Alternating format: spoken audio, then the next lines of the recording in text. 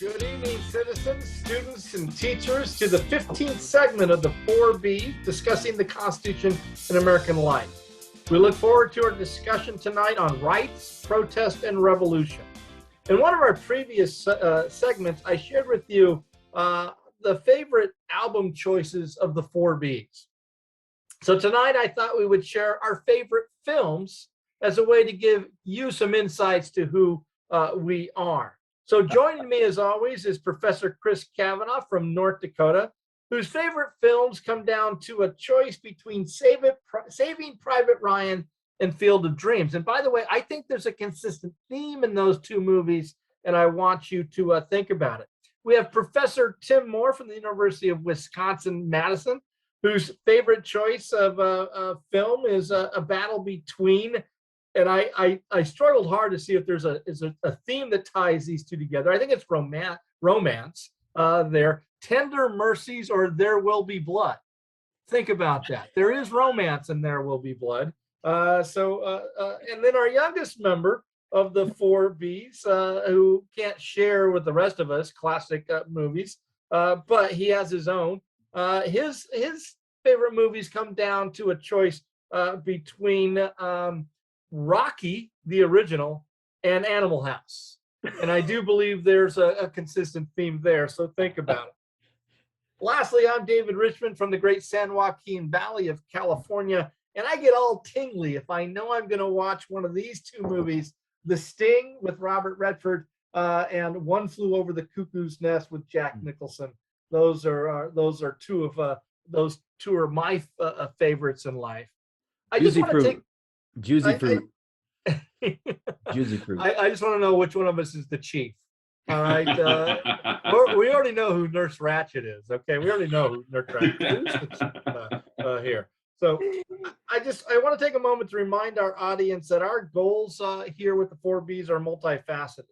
We are hoping that our dozens and dozens of years of experience studying and teaching the Constitution, as well as the number of years we participated as teachers and mentors in the We the People program, can provide insights to students and teachers and the general audience on the myriad of topics and questions that they are presented with in their government, history, and civics courses.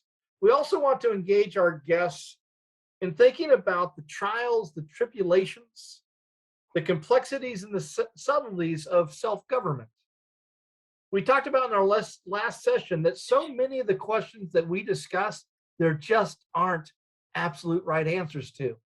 That the beauty of the Constitution and why I enjoyed 35 years of teaching it and why I still enjoy studying it is that it's not a math class. We're not going to get an equals and here's the sum total of this, and that's pretty much the extent of my math ability. Let's not get into angles and stuff like that. So although we may not look like it, all right, as you view us on the screen, we do have a diversity of opinions on the history, philosophy, and principles, as well as the articles and clauses of the Constitution. Some of our opinions may reinforce your own and make you feel good about yourself, and some may cause you to become apoplectic. I said it right this time.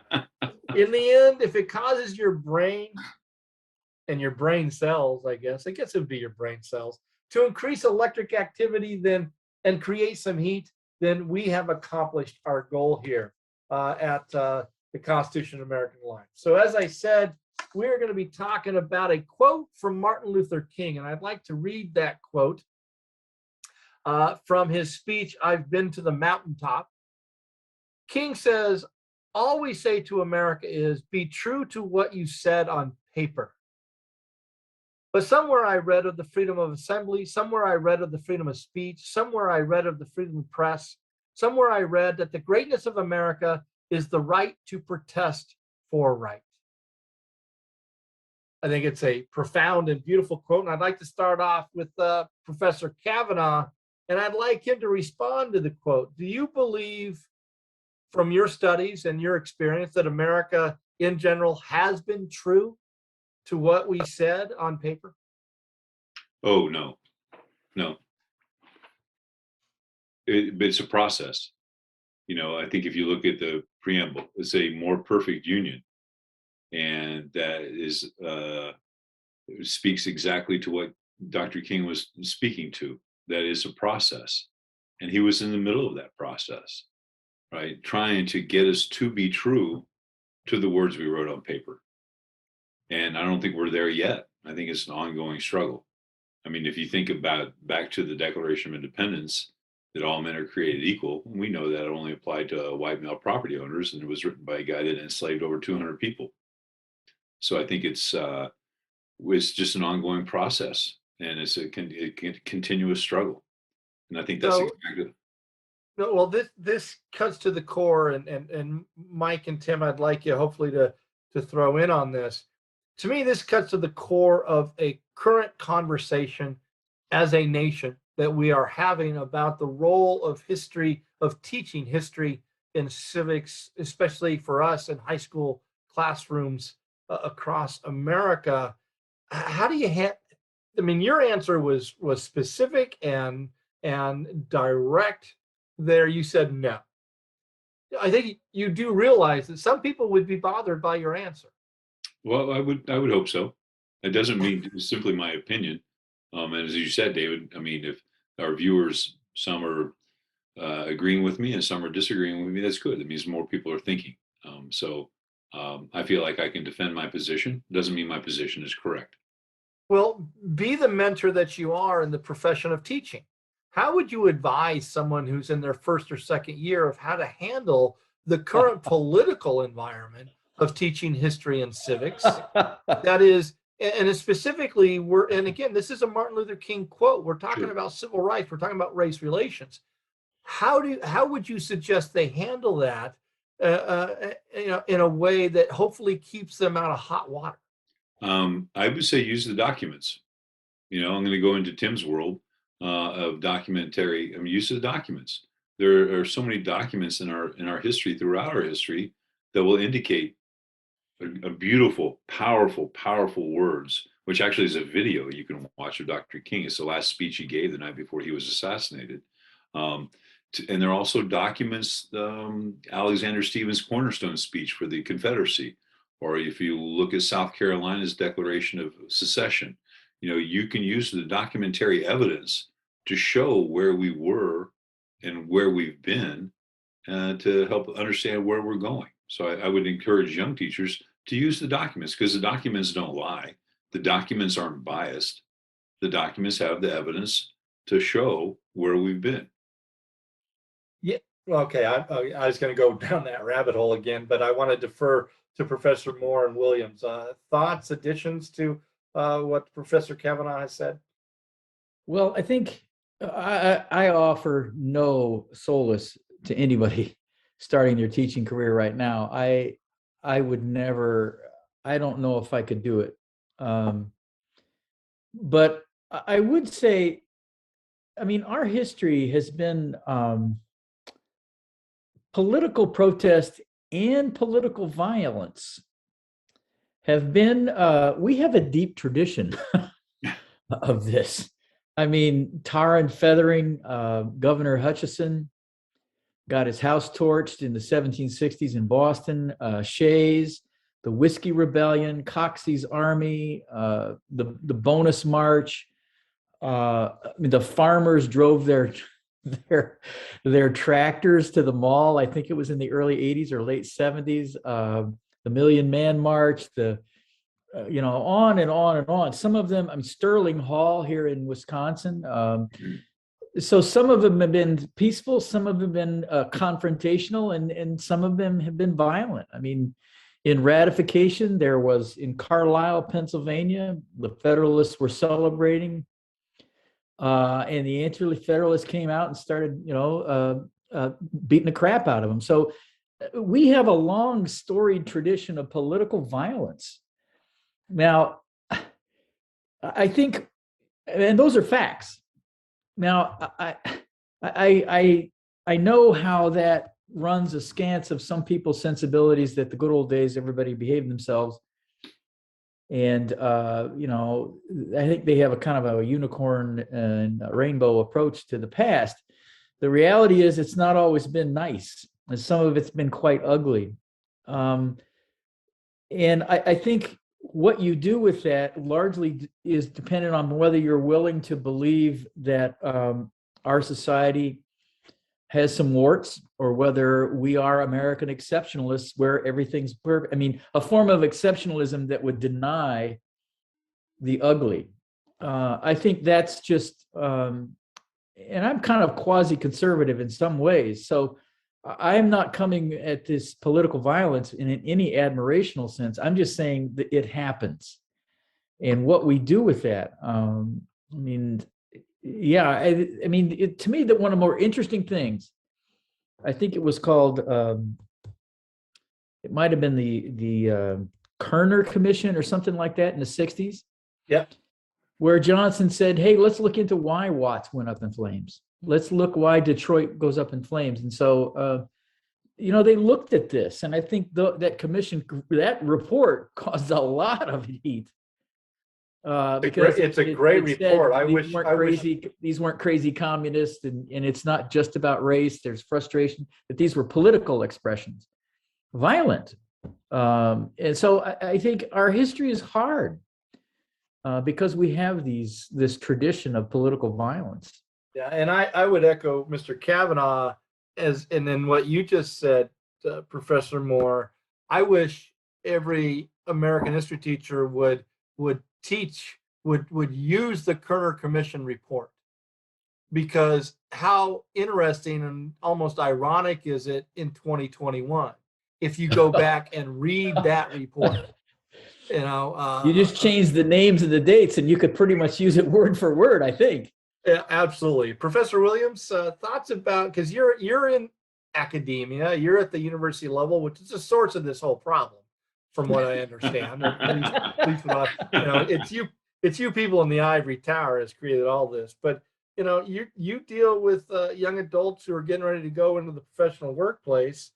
Some of them may be teachers. How do you deal? And you teach political science at a university.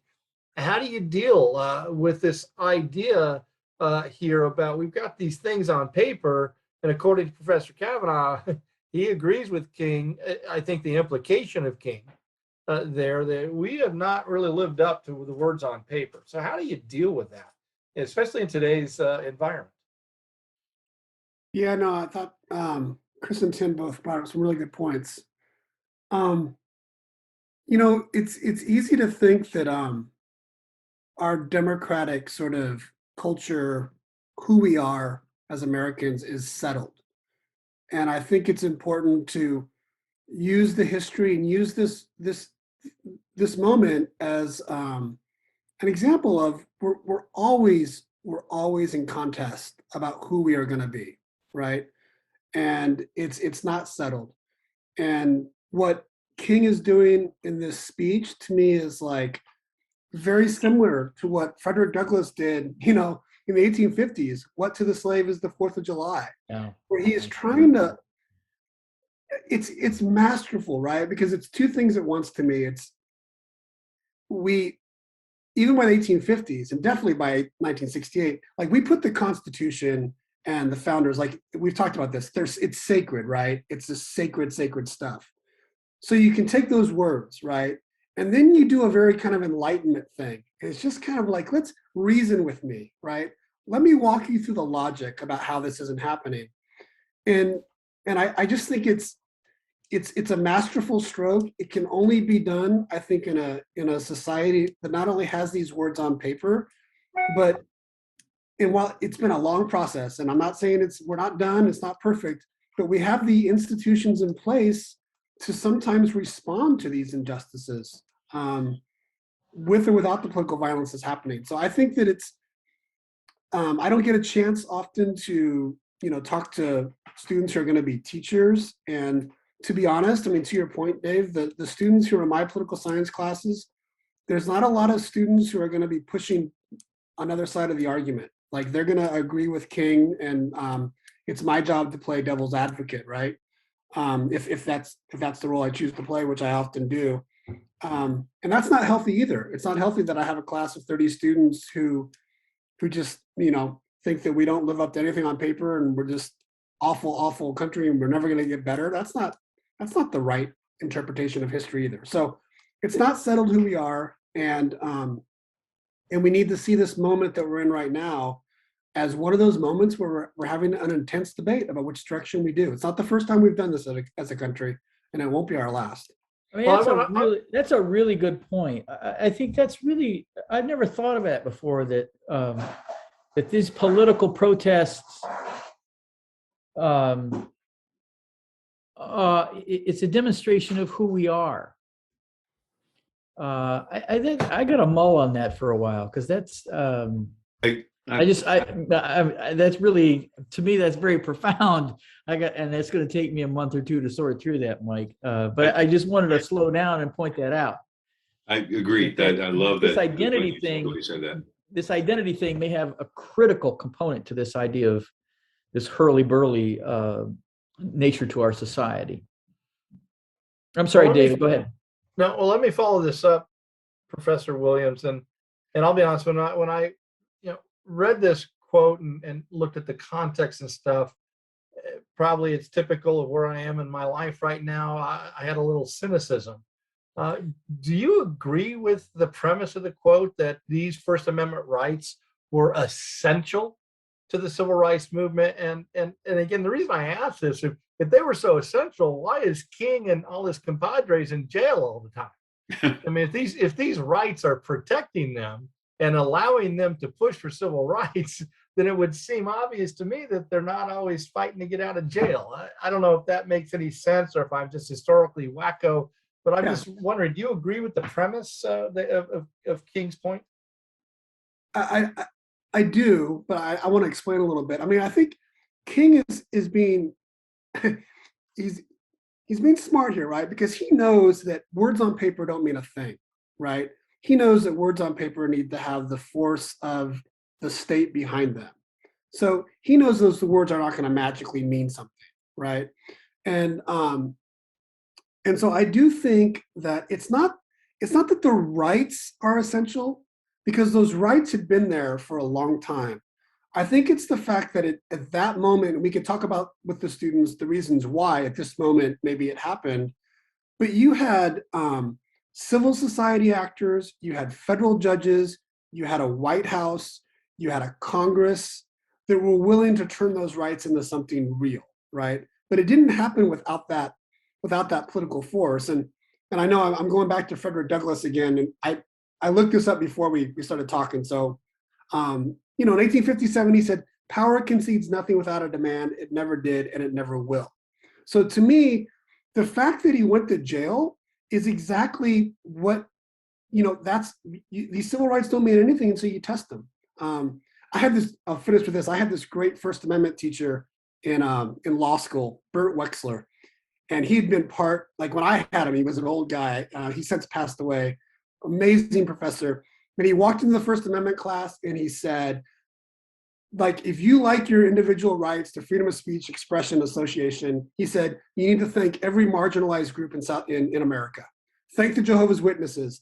Thank Black Americans. Thank these groups on the margins who pushed us as a society to really think about what it would mean to exercise these rights. Because those of us in the mainstream may not need the rights. So I think there's something to that without these rights being given the force of law, these changes wouldn't have happened. I can't help but recall a conference I was at years ago. Many of us were spending the weekend exploring the civil rights movement in Birmingham, and one of the speakers was Fred Shuttlesworth. And a lot of us were kind of perplexed because we came to the whole project thinking that the civil rights movement was kind of a constitutional thing, a legal thing. And after 3 days, a dear friend of mine asked Reverend Shuttlesworth, hey, we've been hearing a lot about the role of the church and pastors and people of the faith tradition involved in the civil rights movement. Reverend Shuttlesworth, where's the Constitution in all of this? And Reverend Shuttlesworth looked at my dear friend and said, and he called him by name. And he said, the Constitution doesn't mean shit till Jesus grabs a hold of a man's heart. And that's always stuck with me. That to your original question, David, about what sustained this tremendous movement that I don't know when it culminated. Maybe it was 65, if you ask Mike. But the idea that there's a lot of things going on in addition to the law and to the Constitution, that there's a religious, a deeply held moral principles, and that's certainly true to Mike's point of Frederick Douglass in sustaining these protests. Now, I'm not suggesting all protest movements are rooted in religion, because they're not, but some are. Some are. Chris, well, I mean, hopefully, I guess you understand where I'm coming from. In my initial question there, you have, freedom of assembly, but they were denied freedom of assembly.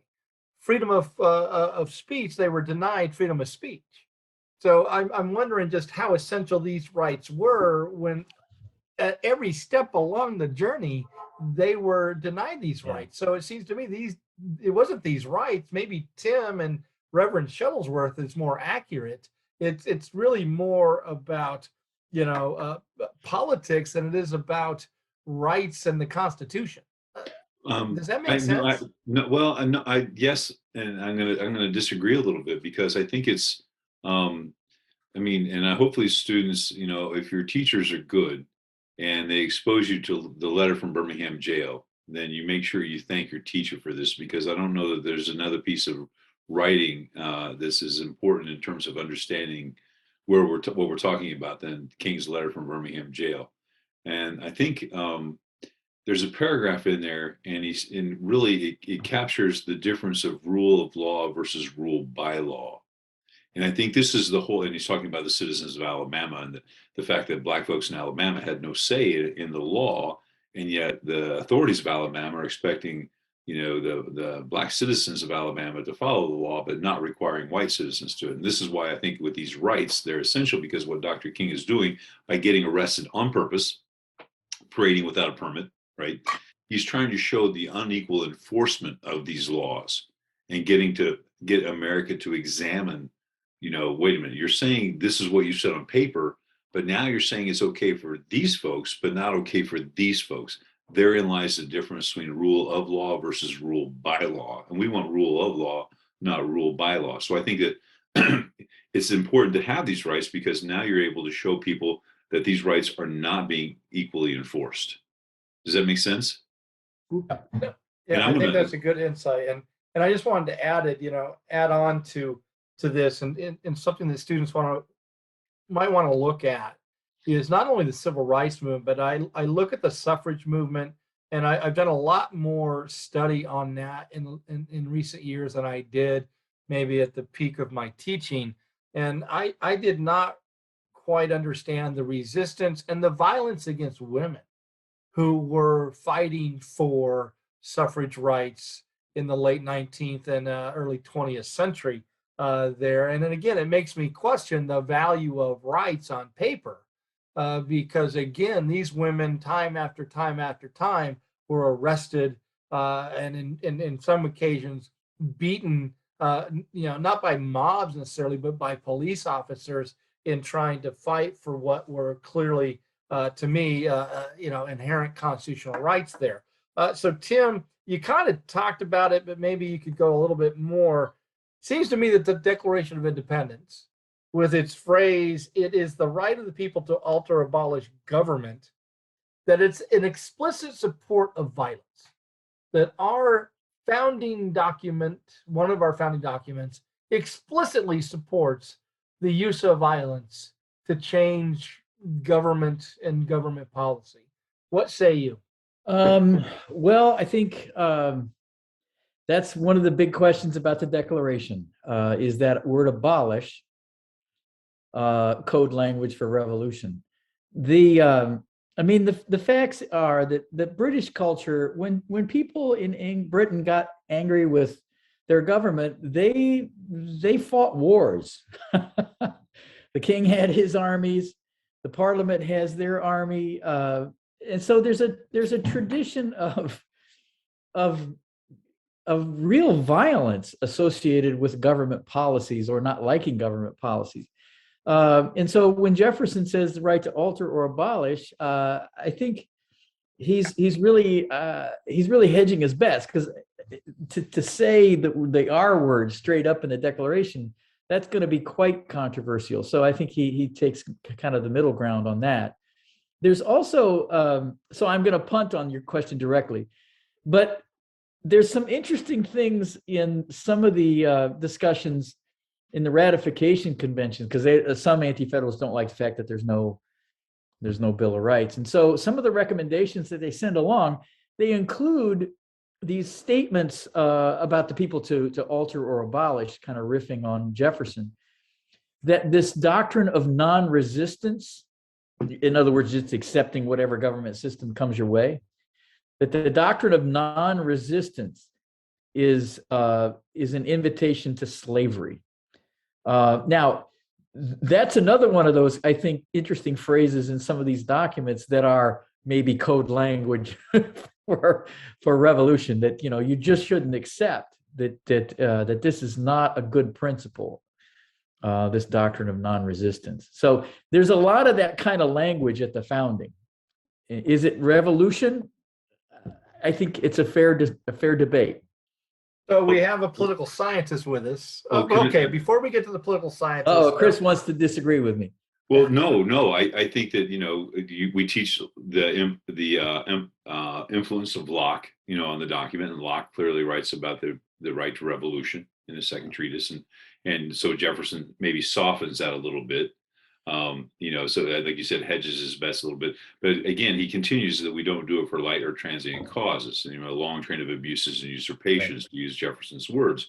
And I ask my students, is it like when you're playing like poker and you want to get that one card and you got to go one time, but you only get to use it once. You can't use it every hand. You only get to use it once in the evening, right? So it's one time, give me that card. So is that right to revolution one time? Because I'll fast forward to Malcolm X. Then Malcolm X is giving a speech in Oxford, in a debate in Oxford, England. He says, when you live in a land that's based upon law, but the country doesn't enforce that law because the color of a man's skin is wrong, then I say you're justified in using any means necessary to bring about change. And we remember that Malcolm X got, the idea of any means necessary scared the bejesus out of people, because here's a young, militant African-American leader talking about revolution. And so my question to students is that only a one time? Is that only for the guys in 1776? Because I think that African Americans could show there's a long train of abuses and usurpations. And as Jefferson said, we'll suffer them as long as they're sufferable. And you get to a point, there's a breaking point. So is that a one and done for the revolution? Do we get to use it again? So that's a question more so than Well, and that fits into my question to Professor Williams, and that is, political scientists, as we've addressed numerous times, like to create categories, graphs, charts, those kind of things there to explain. Is there a criteria? Is there like steps to the right of revolution? Passive resistance, protest, whatever, and then eventually get to it. And maybe you can consider the Civil War and also January 6th, looking at those two issues. As you think about criteria, were both justified? Was one justified and one not? Were neither justified under whatever criteria for the right of revolution? I know that's a compound, complex question, Mr. Williams, but you're the youngest and the most educated amongst us, so you get that question. Well, I think what you're really asking is it's more of a political theory question. I mean, in terms of what constitutes a revolution, I can speak much more comfortably to the fact of, was after the Civil War an actual revolution or not? Like what revolution means in that sense, in terms of completely upending the society and putting new power structures.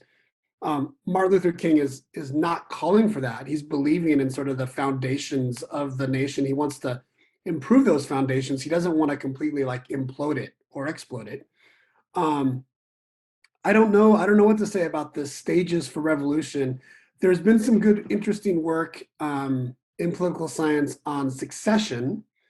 and theories of succession. And the two main elements that come out of that is, if you are a society and if you can look back in the past and show that you had a political community, like you once governed yourself, and if you can show that the polity you're currently in is not protecting your rights, then those types of situations, succession is more justified than at other times.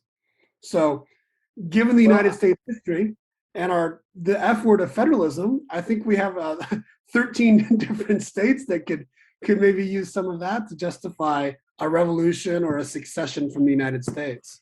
Well, okay. Let me follow up on that. Do you think, but Jefferson said, let these facts be submitted. I mean, he's gonna lay out, I think, 24, 28 gripes at why we're justified in doing this. Let these facts be submitted to a candid world. Now, let's assume for a minute that he meant that. So I'm wondering about your statement, Mike. You have to identify yourself as being autonomous, a community prior, and then somehow something's gone bad. Are they obligated to submit those facts to a candid world, or what would that look like? Or is that even a part of the equation now, that they need to be submitted to an outside arbiter to see whether it's righteous or not? Yeah, no, this theory I'm thinking of, it goes through a stage of, you air your complaints, you ask to peacefully be let out of this union, you make the argument, and if it comes to the point where force is necessary, then force would be justified on those terms. Okay. Does that answer your question? Yeah. Yeah. So it leads to a whole set of other ones, but I just was intrigued by your framework and whether Jefferson's "let these facts" phrasing would apply. Yeah, but Tim, help me clarify for me. Doesn't Jefferson also say that they had gone through a process? Yeah. They had tried more peaceful we've process? submitted petitions and we've been rebuffed, greeted with malice and hatred. Yeah, right. Okay, so I mean, there's an implied process there that you have to go through, and it seems to me, Mike, you just answered the more explicit question: is violence ever justified in our constitutional arrangement? Is it? Is violence ever in our constitutional arrangement? Sure. I mean, our constitutional arrangement is only as just and should only last as long as the people in that system are being treated with dignity, it seems to me. I mean, just to say it's a constitutional system, I mean, the Chinese can say they have a constitutional system. Anyone can say they have a constitutional system these days. No, they can say they have a constitution. No, they can self-proclaim whatever they want, right?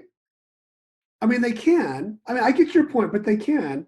So to me, I mean, no, I think there are times when political violence against the constitutional system is justified. Well, and that actually brings us back to the King quote, because the liberties that he's expressing, as we just discussed in a previous episode, the liberties that he's discussing are political rights. They allow people to participate in the political arena. And so, the idea is, when you don't allow people to participate in the political arena, I mean, I'm going to tear up a Dr. King quote here and not get it exactly right, but I think he said a revolution is the voice of, or a riot is the voice of the unheard, right? So when you don't allow those rights that he's listed, those First Amendment rights he's listed in this beautiful quote, then you should expect people, it's a pressure cooker with no release valve. Yeah. So, yeah. I mean, this is such, like, we're jumping now from the Declaration of Independence to 1968 and back, and I just want to point out that gosh, there's so many times in our history where Black citizens have been exercising their political and economic rights, and political violence has been used against them. Right? I'm thinking of Tulsa, Oklahoma. I mean, and Tulsa is just one example, right? So in terms of the political, I mean, back to Tim's, the way he started at the beginning, I mean, political violence is definitely part and parcel of our DNA. I don't think we can understand the events of January 6th without recognizing that in ourselves. It's just, it's part of how we express ourselves. And we can discuss whether that's good or bad or justified or not, but it's there.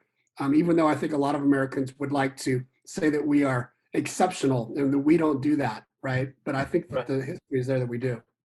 So let's shift gears a little bit, to help the students here. And Professor Kavanaugh, I'm gonna, I threw Williams a Koufax curveball, so I'm gonna throw a Randy Johnson slider to you here, Let me back off the and plate that a is, little bit. I want you to give a simple but sophisticated, all right, simple but sophisticated understanding of how government can justify placing limits on individual rights. Well, I kind of alluded to this just on a previous episode that the Constitution is not a suicide pact, and that's Justice Jackson, in one of his dissenting opinions, Terminella v. Chicago, 1944.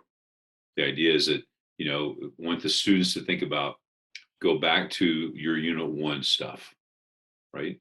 And the idea of a state of nature. And our boy Hobbes, everybody knows, solitary, poor, nasty, brutish, and short. So no right is absolute. We have to put limits on rights because it is for the good of society. Deal with the Second Amendment for a second. I would love to have some laser cannons mounted on my car, so when people pull out in front of me and they just make me really angry, I could just blast them out of the way. Not a good idea. Right? Or if I'm not a very good shot when I go hunting, how about if I get a chain gun or a flamethrower? Not a good idea. So we put limits on rights to protect the common good. And this is a straight up from Unit 1. Does that answer your question? I got another that's one. simple. Go ahead. How Tim. about, is Lincoln's speech on why suspending habeas corpus All laws but one is speech. justified? I think that might fit your framework, Chris. Yes. Go ahead and take the ball there. Oh, well, yeah. It's during the Civil War, Lincoln has suspended habeas because Congress was not in session. And so he goes to Congress, and actually on July 4th, when he makes this speech, right, 1863 or 62, and he said, okay, are we to lose the entire Union at the preservation of one law, and that's the habeas law? So Congress, I've done this, would you pass a law to make it right? And this actually goes back to Locke and retroactive authorization as well. I mean, this is goes all the way back to that kind of concept. So yeah, that's what Tim is talking about there. So and by the way, is that Milligan or Merriman? Which case is that? Well, he gets slapped down in Merriman but that's by Justice. No, but which, as far as suspending the writ, which case is that? I guess Milligan. Well, no, this was not. There are two cases. There's Ex parte Merriman, and there's Ex parte Milligan. Merriman is actually Justice Taney writing circuit, and Lincoln's like, whatever, go away, go away, and he doesn't even adhere to Taney's decision because it was a circuit court decision. This is when he then goes to Congress to ask them, and they suspended that because it's Article 1, Section 9, I believe. Okay, so you're saying that I thought there was a court decision on his action. There was. It was Ex parte Milligan, but that was after Lincoln was dead. After his death. Yeah, I understand that, but so we do have case law, and so I guess my follow-up question to this is, if, as you say in your definition of when they can limit rights, and Lincoln is justified on habeas corpus, then isn't Roosevelt and Congress justified in Korematsu? Well, I didn't say Lincoln was justified. I'm pretty sure I heard you kind of make a defense there. No, I'm talking. Tim talks about Lincoln's famous "all laws but one" speech because he knows he probably has overstepped, but Congress was not in session, so he takes that action to preserve the Union. I'm not justifying it because then he goes to Congress and said, "I've done this. Please make it right," which goes back to Locke and retroactive authorization. So now you're getting me into Korematsu here. Is FDR correct in Executive Order 9066? Is that your question? Yeah, and then Congress follows up and it does the same thing as they did with, as Congress did with Lincoln. Congress follows up with legislation, affirming FDR's executive order. Right. So And my question is does that fall under the category of, yes, those were justifiable limitations on rights? no, I Well, would, I would at go, the time, the argument was that national security warrants limiting rights. Now, we can look at it retroactively and be appalled. well, no, we don't have to look at it retroactively. We can look at the dissents by Jackson and Murphy. I mean, there were Right. dissenting opinions in those cases. And Murphy, his like, I am not going to put racism Yeah. in the law. And then Justice Jackson's brilliant dissent was all this guy did was live where he lived and had parents who he had. And this should not be inheritable. So we have two dissenting opinions in those cases that are brilliant dissents that said, no, we should not do this. So I don't think we have to look retroactively. We can look at the dissents in those opinions or in that case. Yeah. Yeah. I mean, what I hear Chris saying is, or what I hear Chris offering is that maybe there's a public safety element, whether we include health or the very existence of the union, that maybe individual rights could be curtailed in those circumstances. To me, the difference between maybe Lincoln and habeas corpus, maybe, and Korematsu is just what's the actual evidence, right? I mean, for the government to do this, it's going to have to be the evidence should be overwhelming, right?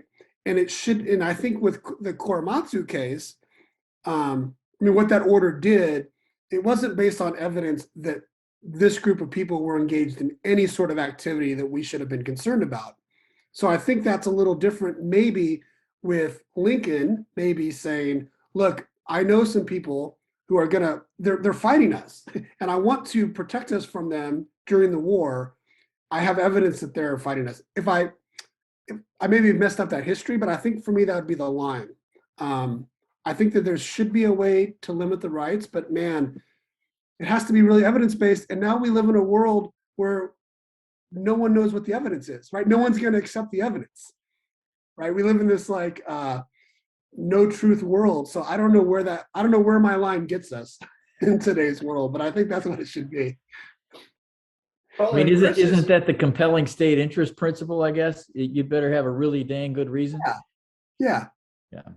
Okay, and Mike, you kind of brought it up, and so we take Chris's simple and sophisticated explanation of when government, according to our principles, the social contract principle, can limit rights, i.e., this Constitution is not a suicide pact, which I think is one of the most poetic ways of saying or explaining that. But we are embroiled right now in a national debate, conflict, narrative of vaccination policy. And so I'm curious what you think about, and we're back to the F word, federalism. And so we got to look at this from a federalism perspective. And I'm curious, local, state, national, where do you fall on that as far as do mandates, all right, infringe upon individual liberties in an unreasonable way based upon Chris's definition of when government can limit rights? I don't think so. And I think that there's both precedent there. I mean, I think the ways we have dealt with pandemics or public health in the past, I think there's a precedent for us to have mandates for vaccinations or mandates for other health measures. And I also think in this case that, again, I mean, students or people watching this may disagree. I think that there's pretty clear evidence about the way COVID spreads and about the benefits of making sure that you're protected or vaccinated or wearing a mask. So to me, because of those two circumstances, I think it is a violation of individual rights. I do think it's reasonable. And I do think there's even more than reasonable. I think there's a compelling reason why the government would want you to abide by that. And so I'm glad that Mike did recognize, he acknowledged that he believes that there's a rights issue here. I'm wondering, Chris and Tim, your thoughts about that. You agree with Well, Professor Williams? Yeah, there's clearly a right.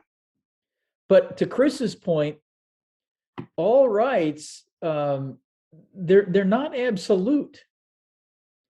And so when we fight about that, if we concede that rights are not absolute, then the question becomes, okay, what is the acceptable level of limitation? So I would say there's clearly a right involved, but the question is it reasonable to limit? I keep thinking about one of my favorite quotes from James Madison, and it's from October 1788 in a letter to Jefferson. And I think I'm going to get this pretty close to right. He said, "It's a melancholy reflection that our liberties be exposed to danger, whether the government have too much or too little power, and that the line that divides it is so inaccurately defined by experience." And I would teach my students that's the line. If you want to study American government and American history, it's the line. Because if you give the government too much power, it can become tyrannical. If you don't give it enough power, we are in a state of nature. And so where do we draw that? And what happens is stuff happens. Forrest Gump said it happens, right? Whether it be an attack on 9/11 or a pandemic. And so we want the government to have the power to keep us safe, but not so much power that it abuses our rights. So this is a rights issue. We know that Jacobson versus Massachusetts allowed for the state to mandate vaccinations. I'm not sure about the case law for the federal government to mandate vaccinations, but the previous case is what, 1905, 1906? Yes, it's a turn of the century, early 19. So hasn't constitutional law, evolved tremendously, especially with No, 14th Amendment? That's still the law. I understand that, but isn't it, in your opinion, a simple baby step to go to federal jurisdiction to do this with the Health and Human Services? I don't think it's a simple baby step, but I think what has changed is the fact that we are a much more transient society, right? Our society has changed from 1905, where people didn't travel more than 5 or 10 miles away from their home. Yeah, we did have some travel, but not much. Now we have the whole issue of interstate commerce. We have the whole issue of a transient nation. And so the idea that it stops at the state line, it just doesn't hold true. So I think that we will see, and we know that I think it's the Fifth Circuit that put a stay on President Biden's mandate on vaccinations for businesses. So well, even the Trump administration will conceded that by saying, we're going to close off the borders. So that's an admission that the fluidity of modern society is not like 1905. To your point, Chris. Yes. So we're about to see as this case goes through, but it's like, I can't think of a better one issue than the vaccination issue about the common good versus individual rights. Yeah, I agree. Can I ask a question? Because I don't know the Jacobson case. I'm just curious. For me, the right that would be violated, the way I would articulate it would be like, well, it's a right to my body. It's kind of a right to privacy argument. Like I shouldn't have to have anything put in my body I don't want to. But my question is, if someone's saying we don't have a right to work, right? So if a company says we're not going to let you come back and work until you're vaccinated, that's a different claim, right? Yeah. Am I on the right? Okay.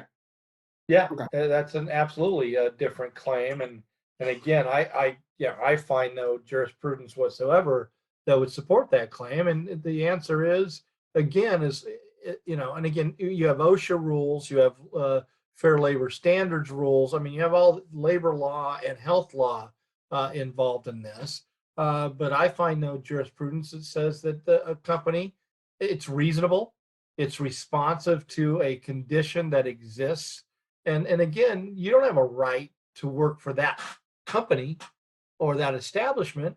So they have a policy you don't like, go work somewhere else, kind of stuff. And to Chris, again, I think it's a baby step because Congress created federal powers, dealing with the Commerce Clause, all right?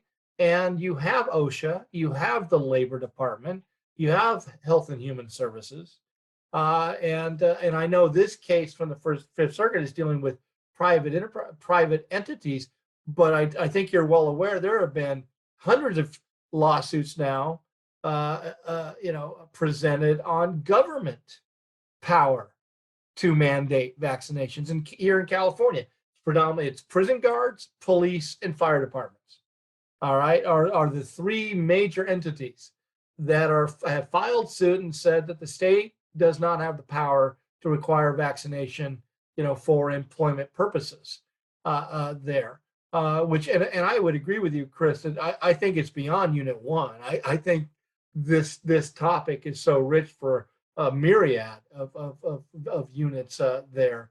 But I do believe that historically, at least constitutional history, is that, to me, this is a no-brainer. Now, with the court we currently have, it obviously is a brainer, because you have members of the court that have a very different worldview of the Constitution than I do on this. So I'd like to wrap up to kind of come back full circle here and have Professor Moore explain to us on protest, because part of the current national discussion and part of some, I'll just leave it a discussion, is the way that protests are presented, how people protest. And it seems to me that they have kind of a Candyland view of protest, that, this is how it should be handled. And I'm wondering, and you already kind of touched on it, but if we look at that pre-actual war period, 1776 on, if we look at 1763 to 1775, how is protest presented? How is protest, expressed in the American colonies? Was it gentlemanly? Mean, nasty, brutish, and short. No, I think I may have referenced our poor Governor Hutchison in Massachusetts. I mean, the poor guy, he in a span of 2 months gets threatened, and then like a month later, I think this was 65, after the Stamp Act crisis, or in the middle of the Stamp Act crisis. I mean, they torch his house. I mean, tar and feathering. There were just the violence manifested itself in not taking selfies outside the Capitol. These, and just the whole march down to the docks with Sam Adams and his buddies. They knew, everybody in town knew it was Sam Adams and his buddies. They weren't trying to disguise themselves, playing dress up as Native Americans. So, I mean, we were rooted, our founding was rooted in the use of violence. Now, the better question is, did it fit the long train of abuses standard? And I think Jefferson appropriately puts that in there for us to think about, not just at the time, because it certainly was applicable at the time, but to Chris's point, I think is a valid point. Was it just a one-off? Is that long train of abuses a scenario that is frozen in time in the 1770s? And if Chris is right that it's not, then maybe the use of political violence in a system where you can't get any voice. And I think that's kind of what the Kerner Commission was saying too, that this is, what was the phrase, Chris, that riots are an expression of the silenced. Yes. Professor Williams. Yeah, the founding period is replete. I mean, the Whiskey Rebellion is a great example. These Western Pennsylvania farmers really upset with federal tax policy. Now, the interesting thing is, in a lot of those rebellions in the founding period, governors would eventually pardon them. Like Washington pardoned many of the Whiskey Rebellion rebels. Hancock pardoned many of the Shays. I got the biggest kick today. I saw headlines where one of the January 6 guys left the country. He's now in Belarus because he didn't want to face the music here. And Shays actually, floated around Vermont and other places, kind of on the lam for a while too, kind of avoiding justice.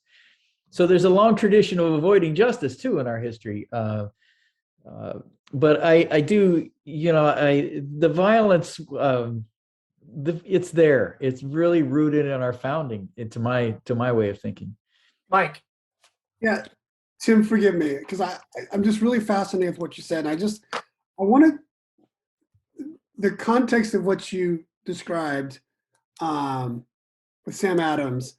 What should the students be thinking about, like, in terms of the racialization of political violence? I mean, I don't know the history, the fact that dressing up as the Native Americans, should students take something from that? And then, Yes. and then your point, sorry, one other thing, your point about governors a lot of time pardoning folks. I don't think any governors pardon any of those involved with slavery revolts. So I just want the students to think about the way political violence, the consequences of that are different in the way race comes in here. Absolutely. Absolutely. I mean, the symbolism of them dressing up as Native Americans, I mean, the early Americans had a kind of a love-hate relationship, this binary attitude towards Native Americans. On the one hand, they were racist and thought they were inferior, but if you pushed them, many founders, even Jefferson says this, that the Aboriginal Americans, there's a noble virtue. And I think it has a lot to do with this. They live kind of the attitude was they live in a state of nature. They have societies, they're manly, they're rugged. And so there's an admiration of Native Americans. So I think when Sam Adams and the boys head down to the docks, it's not disguise, it's a tribute to people living free. And they're going to throw off tyranny by tossing tea. So I think that's the symbolism of that particular event, if that makes sense. And Mike, to your point about the governors pardoning and who they pardon, I've been trying to think about how to get this in. One of my favorite things to look at is something called The American Dilemma by a guy named Gunnar Myrdal. There was a paper that was published in 1944. He's a Swedish economist and sociologist, actually won a Nobel Prize for economics. And he's brought in by the Carnegie Foundation to look at the race problem in America. And he says, he calls it, at the time, he calls it the Negro problem. And he said, I called it the Negro problem because I couldn't call it the white people problem. And it wasn't that it was the problem that white people had with African Americans at the time. And so the idea that this racial history, it is so rooted in who we are. As a matter of fact, just had a great Zoom meeting earlier a few days ago with John Comiskey, who we would all attest that John is like the authority on the founding era, one of the top authorities on the founding era. And he even, was admitting to the racist nature of our foundation. And you fast forward to 1944 and this idea of what he called the American dilemma. And I'm kind of incorporating what I learned from a fantastic Unit 6 scholar a few years ago, who's actually sitting on this panel, and he's the only one wearing a hat. The idea of what Myrdal was talking about is kind of like I versus we, right? And so when we think about something like the flag or the Constitution, or I like the 14th Amendment, we believe it has these wonderful principles. But I certainly don't want that couple moving in next door to me. Or I don't want this group down the street, right? And therein lies the dilemma. We have these principles that we believe in, but when we apply them to different people, we struggle. Same thing as terms of like, Hancock pardoning people or Washington pardoning people. Then other people that are going to break the law will not get pardoned. So I'm going to throw that out there. The American Dilemma, Gunnar Myrdal. It's a fantastic piece of writing. It goes along with the Kerner Commission that Tim alluded to earlier. Well, and I want students to think about, as we come to a close for this session, is there any connective tissue? As Professor Moore has stated very clearly, our founding is wrought with violence. The protests between 1763 and 1775 are fairly violent. The pre-Civil War period, and then obviously the Civil War, very violent. We have, labor protests, very violent in the late 19th and then throughout the first half of the 20th century. and again, Jefferson's admonition of the long train of abuses being maybe a standard there. Now, how do we judge that standard? That's a great conversation. What qualifies as a long train of abuses? But is there any connective tissue? Because out there in the communications world of social media, those involved in January 6th are making the argument that they have a lineage directly connected to those of 1765 or 1770 there, that they were just following the fundamental principles. And I think that's something that students have to think about. And I wish we had more time to talk about it, but we don't. So we will be talking, however, in the next session about a very simple conversation that we'll have on the right to privacy. And I look to my colleagues to take care of that one because I am completely lost on the right to privacy. But that'll be our next conversation. We look forward to having that and hopefully having you think about whether or not the right to privacy exists and where that's found in the Constitution. Until then, peace, love, yogurt tacos. Bye-bye, bye-bye.